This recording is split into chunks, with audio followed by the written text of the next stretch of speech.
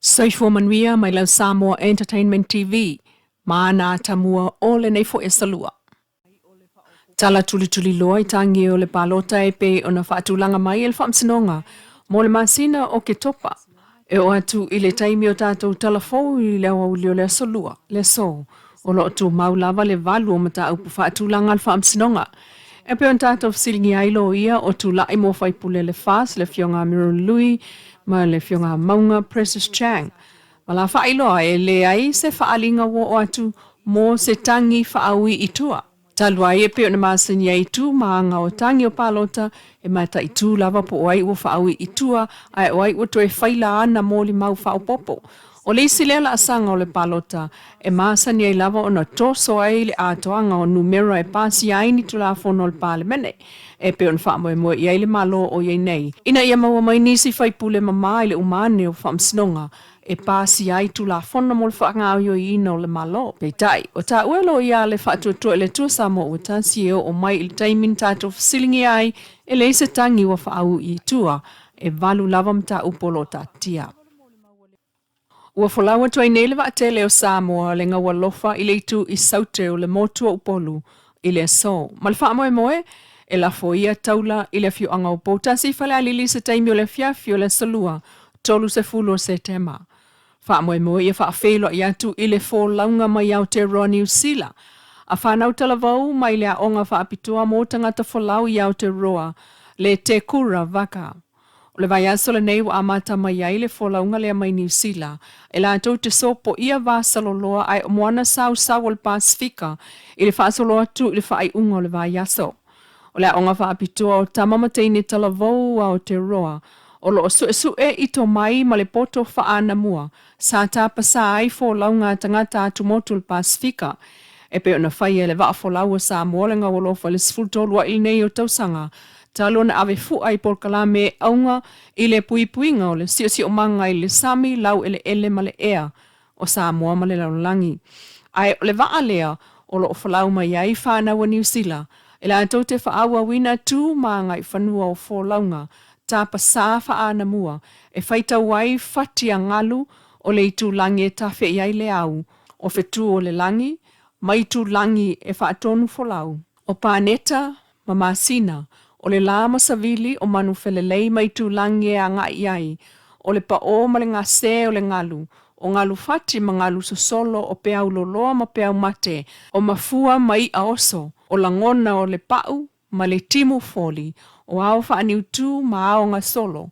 O nisi na o tāpa sao fo launga mai ana mua. O lo o awa o ina I lunga. O le whalea o ngā tawhea mai New Zealand.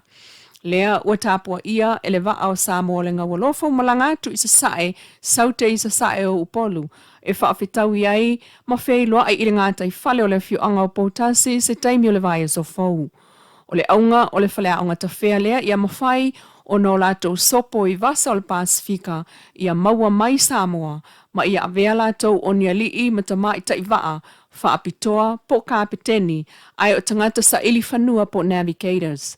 O leisi lea vaenga, o le lātou susuenga wha tangata folau. E amana ia māloa I ai lea anga I whanua al Pasifika, e toe au mai whaatasi ai o na tangata. O le vaanga walofolo o wha au waa e tamai tai e to o wha, maali e to alua. E au fiai le wha matua, le fionga leota, dona ai ono le tangaloa. O le prestene fo o le ainga folau o Samoa. Ma le alo Samoa e nofo mau I Hawaii. E ka petenina le soa waa o le hoku lea, le waa hiki analia Captain Rex Lokeni, o waa waa lua ma le tamaitai ka peteni, le sunga waa tau mai Fialo Fanny Brun. O se taimi o le fiafio le so e tuta atuai, le ngātai fale o potasi fale alili, le waanga walofa. Wa o mai neil whaamtalanga whaalawa I tele mai le whaamsinonga maawalunga Samoa whaatau I tangi o le pālo ta tele lua olua lima, ua talia ma whaatulanga o lātou taimi. Ma amata wala awai lea so sulfal ma sina o ke topa lua olua lima, po ole toe lua vai asa olu manai. Ai tata wai vaenga wha upwhai ona wha umatu ia vaenga e tata wai. E pe o whaamtalanga tustusia e tali atu, ile tali ane a whaipule manu malo whaasanga I Tanielu au whaia ina, pe a whaia iai, ia watu I tonu le vai aso le nei. Ai valum ta upule o whaatulanga mol masina whau o ki topa ile aso se fulu wha, lua se fulu, ma le lufulu fitu. O le aso sulfa le Atamua imta upo le tumalo a inga le tai. Ilumo le whaamsino sili Justice Perez ma Justice Roma. O le tumalo sa whatatasi ilumo Justice Nelson ma Justice Clark. Ma whaasale le anga lua ilumo Justice Tuatangaloa ma Justice Kerslake. Aso lua se fulu o ke topa o le vai asolona lua o le tumalo whale a lili ilumo Justice Perez ma Justice Clark. Vai maunga lua Justice Nelson ma Justice Roma. Whaasale le anga lima, Justice Tuatangaloa, ma Justice Kerslake. Lua fitu o ke topa o vai asolon tolu, whale a lili lua, ilumo Justice Nelson ma Justice Clark. Whaasale le anga tolu, Justice Tuatangaloa ma Justice Roma. Peitai, olo o whaamanino mai foi, ele whaamsinonga, o le vai asolona lua ma le vai asolona tolu, e fua le whaawa o mata upu a tofa iai, ile mai ai o mata upu le vai aso mua mua, mai fua fo il whaataunu o nā whaamsinonga le vai asolona lua ma le tolu, i se tala e avatu i vai ngā wha upu whai. Inisi o tala o le aso whai ngā luenga lona lua le nei talo na mai a wha asoa le tomai o le tamai ta ipoto wha apitoa ma le malo New Zealand Miss Lily Belladon. Wa o inai nei ila tau nai a vea matangata e whaia tonu ma wha ai unga tonu. E wha awau ma wha atu mawina i se atina e ai o le tupu maola o sea wha alapo tonga.